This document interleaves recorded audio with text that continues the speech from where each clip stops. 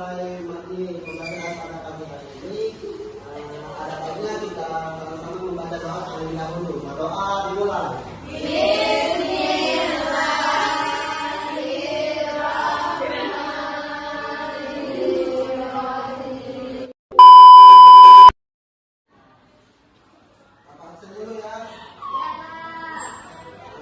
Intan,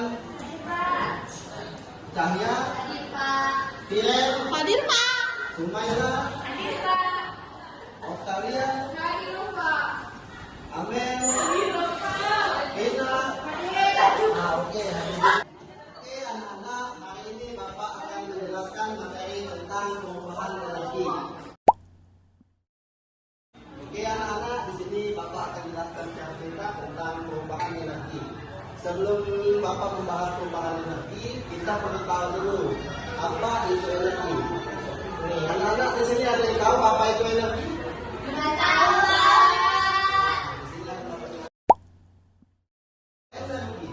Energi adalah kemampuan untuk melakukan usaha atau kerja atau menyebabkan perubahan pada suatu objek seperti bentuk, posisi, suhu atau wujud dan tidak dapat diciptakan atau dimusnahkan. Dan hanya kepada Allah. Singkatnya, energi adalah sesuatu yang diperlukan oleh makhluk hidup untuk melakukan sesuatu seperti bergerak, berlari, dan melakukan aktivitas lain dalam kehidupan sehari-hari. Nah, yang Bapak maksud makhluk hidup di sini adalah kecuali hidup. Baik itu manusia, hewan, maupun tumbuhan semuanya membutuhkan energi sesuai porsi mereka masing-masing. Maka jelaskan lebih lanjut itu tentang perubahan energi, kita perlu tahu dulu apa itu perubahan energi. Perubahan energi terjadi karena energi tidak dapat diciptakan atau dimusnahkan karena menurut cara negatif, melainkan hanya dapat berubah dari satu bentuk ke bentuk yang lain. Nanti akan Bapak jelaskan. Selanjutnya perubahan energi terjadi di lingkungan sekitar kita, baik yang bisa kita sadari maupun tidak. Anak-anak, di sini akan Bapak jelaskan secara singkat tentang beberapa macam perubahan energi. Yang pertama adalah energi listrik dari energi panas. Yang pertama ada energi listrik menjadi energi panas. Nah, energi listrik menjadi energi panas ini terjadi pada beberapa hal. Salah satunya adalah setrika. Jika kalian ingin mencobanya, cobalah misalnya kalian ada setrika di rumah, cobalah untuk menyambungkan setrika tersebut pada colokan listrik supaya setrika tersebut dapat tersambung pada daya listrik. Maka akan terjadi kenaikan suhu pada bagian permukaan setrika itu. Anak-anak, selanjutnya Bapak akan membahas tentang perubahan energi listrik menjadi energi mineral. Karena hal ini terjadi pada beberapa benda juga yang disebutkan dulu dalam kehidupan sehari-hari. Salah satunya adalah yang sering kita pakai adalah kipas angin. Ya ini Pak. Nah, kipas ini akan Bapak contohkan.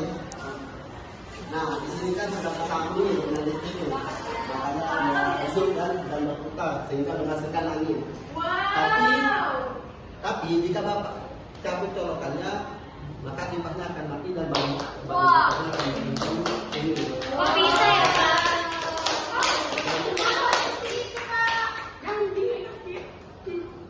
Tolongin lagi Pak. Kenapa bisa begitu?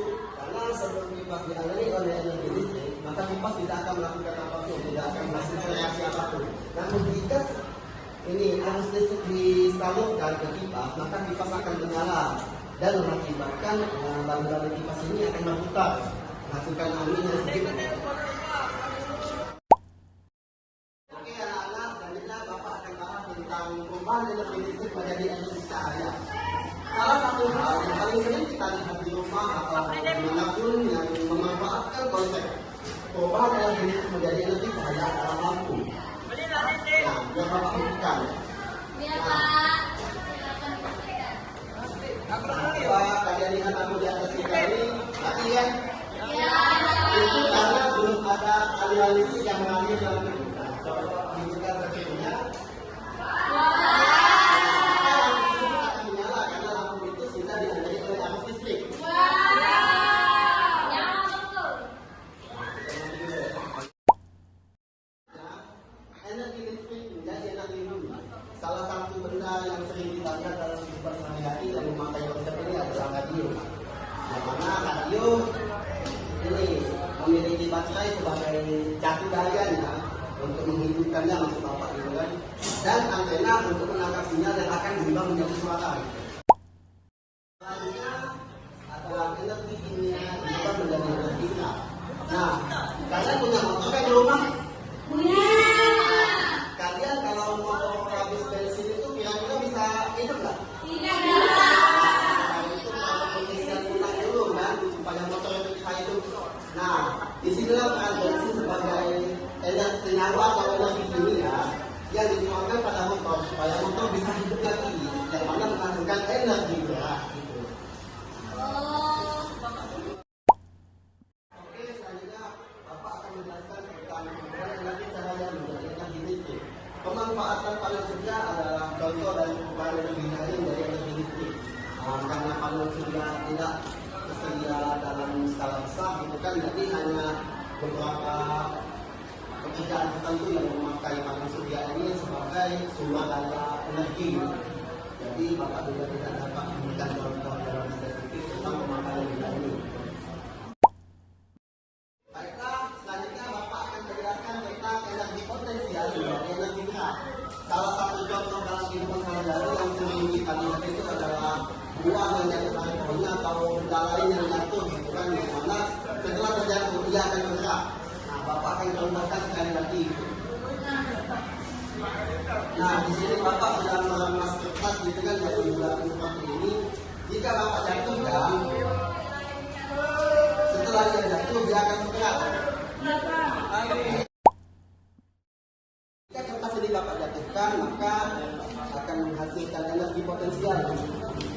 Dan setelah terjatuh dia akan bergerak seperti yang coba Bapak ulangi lagi. Dia terjatuh dan bergerak. Energi potensial yang dihasilkan dari jatuhnya suatu benda juga menjadi energi setelah benda itu jatuh. Selanjutnya ada energi gerak menjadi energi listrik. Nah, di sini ada yang tahu tentang kincir angin? Tahu. Nah, jika ada yang tahu seperti ini. Iya, Pak. Salah satu benda yang memanfaatkan konsep perubahan energi gerak menjadi energi listrik ini adalah kincir angin. Kenapa? Karena kincir angin memanfaatkan konsep ini untuk menghasilkan energi. Yang mana kincir diputar oleh angin dan perputaran kincir tersebut akan mengaktifkan generator dan menghasilkan energi listrik. Generator itu apa, Pak? Generator itu alat untuk membangkitkan listrik gitu. Nah, kalau di rumah itu kayak genset itu lah. Kalau kami bisa ini pernah melihat itu dia untuk menyimpan daya sebelum diubah menjadi energi listrik. Dan terakhir adalah energi listrik berubah menjadi energi kimia. Yang mana salah satu hal atau salah satu benda yang menerapkan konsep ini adalah ponsel kita. Ponsel yang sering kita pakai dalam kehidupan sehari-hari. Yang mana di sini akan dapat contohkan bagaimana perubahan energi kimia berubah menjadi energi listrik berubah menjadi energi kimia. Nah, di sini Bapak akan mencontohkan perubahan energi listrik menjadi energi kimia. Nah, di sini Bapak sudah mencolokkan charger HP Bapak ke colokan ini ya, yang mana otomatis colokan Bapak ini, charger Bapak ini sudah terambil energi listrik gitu. Lalu selanjutnya Bapak akan menyambungkan charger Bapak ini ke HP Bapak ya. Lihat apa yang akan terjadi. Wah, hidupnya, Pak. Ya, HP Bapak akan terisi dayanya. Ya. Dan jika Bapak cabut lagi, maka HP Bapak tidak akan terisi dayanya. Nah, seperti itulah. Seperti itulah perubahan energi listrik menjadi energi kimia, yang mana dimulai dari charger yang sudah disambungkan ke sumber listrik, dialirkan ke HP, dan HP akan mengubahnya menjadi energi kimia yang disimpan dalam baterai. Karena baterai ini berfungsi sebagai daya untuk menghidupkan HP.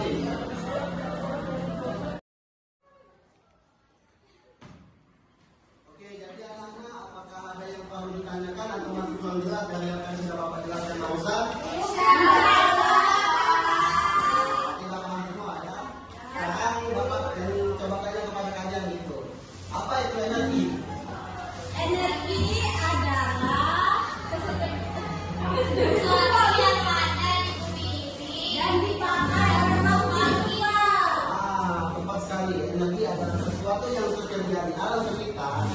pakai itu bagi kami bisa. Ya, Pak.